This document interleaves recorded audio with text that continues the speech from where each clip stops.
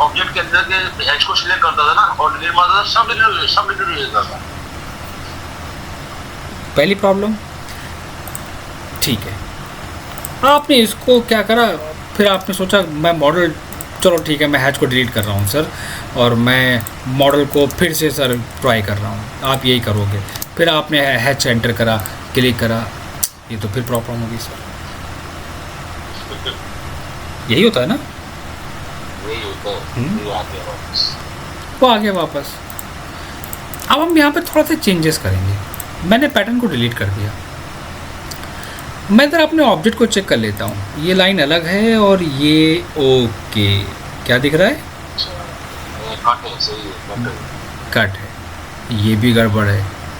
Okay, अब मैं समझ गया कि गलती हमारे मॉडल के साथ थी। अब मैं इसको सॉल्व कैसे करूँगा। छोटी चीज़, हमेशा की प्रॉब्लम जो हर एक बच्चा जूझता है।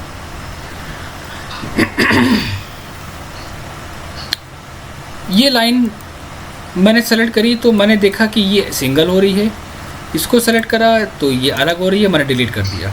ये अलग, ये लाइन ठीक है, ये लाइन ठीक है। तो अब मैं पहला स्टेप तो क्या करूँगा, इन दोनों लाइनों को जोड़ने की कोशिश करूँगा जे एंटर करके। J enter, first line second line enter, चलो ये कंबाइंड हो गया।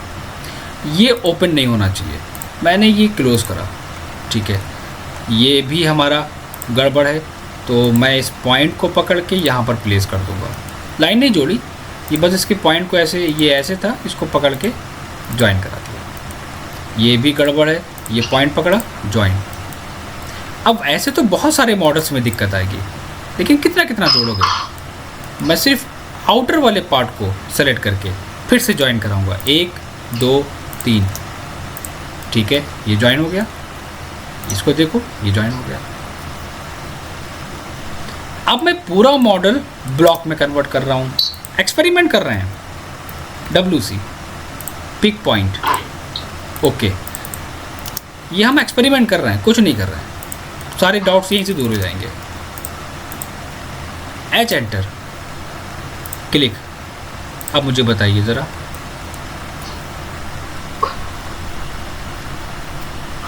दिक्कत भाई जो लाइन में कट थे, क्या दिक्कत आ रही थी, ये सब हो गया इसका मतलब। तो प्रॉब्लम नंबर 1, मैंने मॉडल को साइड में ले गया, उस मॉडल को क्रॉस चेक करा, जितनी भी उसकी लाइनें ओपन थी मैंने उन्हें क्लोज करा, उन बाहर की सारी लाइनों को आपस में ज्वाइन करा, उसको ब्लॉक में कन्वर्ट किया। ये प्रॉब्लम सिर्फ एक के साथ नहीं होती है, ये हो सकता है कि अगर हमारे पास ये डेकोरेटिव मॉडल है, मैं एक बार फिर से एक्सप्लेन कर रहा हूँ, ये डेकोरेटिव मॉडल है लाइक दिस वन, तो मुझे पता है, मैं जानता हूँ इसके साथ टर्म्स और कंडीशंस बहुत हैं, चाहो तो अप्लाई करके देख लो। ये मॉडल लिया मैंने, ये प्लेस करा, बड़ा करा, हो सकता है, मैं श्योर नहीं हूँ। ये मैंने साइज़ को थोड़ा सा कम करा। अब आप देखिए, क्या इसमें हैच आ रहा है? नहीं, हाँ इसमें हैच आ रहा है, ये देखो।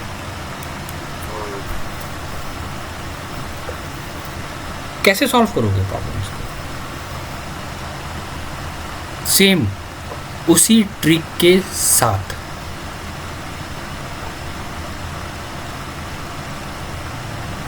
एक बात का ध्यान रखना, इस मॉडल को चेंज करना इजी टास्क नहीं है। मैंने एक्सप्लोर करा, ये कितना चेंज करोगे, है ना? कलर भी है इसके अंदर, तो अब आप यहाँ पर माइंड लगाना, एक ट्रिक यूज़ करना है यहाँ पर। ट्रिक क्या यूज़ करना कि सिर्फ आउटर बाउंड्री को क्लोज कर देना, सिर्फ आउटर पार्ट को, ये जितना है ना, ये इसको करेक्ट कर लेना अगर ये प्रॉब्लम आपके साथ आए। लेकिन एक्चुअली हमें ऐसे काम करना नहीं है, हम आगे इस मॉडल को या किसी भी मॉडल को अच्छा सा डेकोरेट करके उसको हम बना के रखना चाहते हैं, सो दैट हम उसको आगे इस्तेमाल कर सकें। लेकिन हम ये भी नहीं कहेंगे कि ये दिक्कत नहीं आएगी। कई बार ऐसा होता है कि कुछ मॉडल्स हमको बहुत पसंद होते हैं लेकिन हम उन्हीं मॉडल को ही यूज़ करना चाहते हैं, तो उनको डिज़ाइन करना इतना आसान काम भी नहीं होता है। तो उस कंडीशंस में भी ये ट्रिक आपको अपनाना पड़ेगी। आपने इसको पूरा बनाया, पूरा बनाने के बाद आप क्या करना, ज्वाइन करा देना, नहीं तो कोई भी कलर इफेक्ट लेके उसको फिल कर देना, सिर्फ आउटर को। ये ऐसा क्यों हो रहा है, अब आपको ये भी पता होना चाहिए। ये ऐसा इसलिए हो रहा है क्योंकि मैंने इसको PDF से निकाला है, और जब हम PDF से किसी ऑब्जेक्ट को निकालते हैं तो वो अलग अलग पार्ट्स में उसके जो नंबर ऑफ़ एलिमेंट होते हैं वो इतने सारे होते हैं कि वो तोड़ देता है। तो पहली प्रॉब्लम सॉल्व कि अगर हमारे पास नॉर्मल ऑब्जेक्ट के अंदर जा रही है या बेड के अंदर जा रही है या फिर वो किसी और ऑब्जेक्ट के अंदर वो मूव कर रही है। देखो जैसे इनकी ये गलती देख रहे हो, ये गलती इनकी। सही बात है, प्रोफेशनल से भी गलती हो गई। बिल्कुल। अब आप पकड़ोगे इस बात, कंक्रीट आ गई कार के अंदर। अब आप ये बात पकड़ सकते क्योंकि आपका डाउट दूर हो गया। आपको लग रहा होगा ये देखिए ये डिज़ाइन है, पता नहीं क्या करा उन्होंने नया। सही बात। ये अभी मेरे को पता चला, इतना प्रोजेक्ट कंप्लीट होने की तैयारी में फिर मेरे को पता चला है कंप्लीट। ठीक, तो पहला डाउट हमारा क्या है, पहला डाउट है हमारा, सबसे पहला पॉइंट कि फ्लोर प्लान को डिज़ाइन करना विथ डेकोरेट, डिज़ाइन के साथ डेकोरेट करके चलना, उसके साथ साथ लेयर को यूज़ करना। एक प्रोफेशनल के लिए ये बहुत इम्पॉर्टेंट है कि उसको पता होना चाहिए कि फर्नीचर का लाइन टाइप क्या रखना है, सॉरी लाइन वेट क्या रखना है, वॉल का लाइन वेट क्या रखना है, मतलब कि ऑब्जेक्ट्स के लाइन टाइप हमें क्या रखने हैं, ये हमको पता होना चाहिए। और ये इतना आसान काम नहीं है। एक फैक्ट बता रहा हूँ मैं, क्या आपको लगता है कि हमारे पीछे जो डिज़ाइनर है वो इन सारी चीज़ों को फॉलो करता होगा? क्या वो एक एक चीज़ को बैठ के फोकस करके उसको बनाता होगा? 100% नहीं। क्यों? उसके पीछे सबसे बड़ा रीज़न है कि उसके पास ऑलरेडी डिटेल्स पहले से होती है और उसके पास पहले से प्री डिफाइंड टेम्पलेट होती है।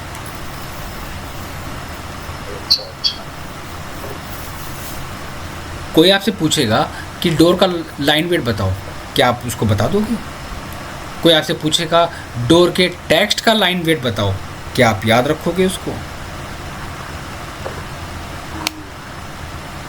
ब्लॉक का लाइन वेट क्या होता है, नहीं पता।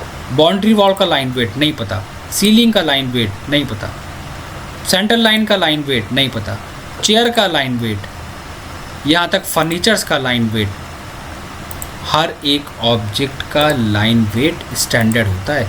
लेकिन एक बात और, एक प्रोफेशनल जब ड्राइंग बनाता है तो वो एक बात को अपने माइंड के अंदर क्या रखता है कि हमें कौन सा ऑब्जेक्ट कितना हाईलाइट करना है। ये सबसे इम्पॉर्टेंट पॉइंट है। पहला जो सबसे इम्पॉर्टेंट पॉइंट डिज़ाइन करते वक्त फॉलो करा जाता है। डिज़ाइनिंग करना कोई बड़ी बात नहीं है, बच्चा भी कर लेगा। लेकिन मैं डिज़ाइन स्टार्ट कर रहा हूँ, क्लाइंट की रिक्वायरमेंट थी, ठीक है, मैंने प्लानिंग करना स्टार्ट करी, ठीक है, मुझे लेयर पे काम करना है, ठीक है, मेरा कॉन्सेप्ट क्लियर हो गया, मैं लेयर पे ले लूँगा इसकी। मैंने डोर को डिज़ाइन करा, ठीक है, लेकिन अब मुझे ये नहीं पता कि मैं किस ऑब्जेक्ट का क्या लाइन वेट रखूँ। सारे ऑब्जेक्ट का लाइन वेट बढ़ा दोगे, प्रिंट करने की में दिक्कत आएगी।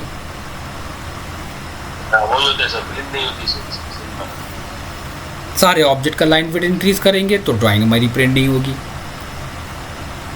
अब हम क्या करें इसमें? अब आप